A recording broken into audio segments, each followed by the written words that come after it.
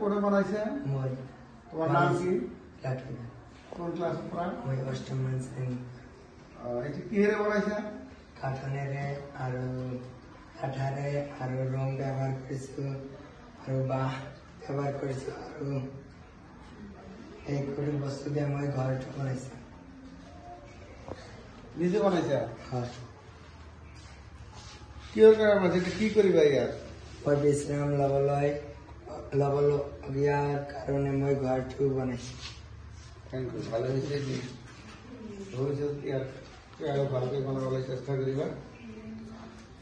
তোমাৰ কিবা problem face হৈছিল নেকি এইটো বনাওঁতে? নহয়। কোনো প্ৰব্লেম ফেচ হোৱা নাই না? নহয়। আচ্ছা, তোমাৰ কিবা সামগ্ৰী কিবা প্ৰব্লেম হৈছিল নেকি? নহয়। একো প্ৰব্লেম হোৱা নাই না? নহয়। ওকে, ঠিক আছে, থেংক ইউ।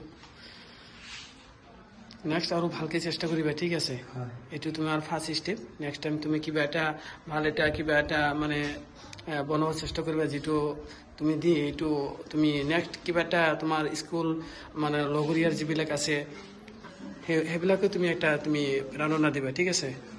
তো thank you for this home making.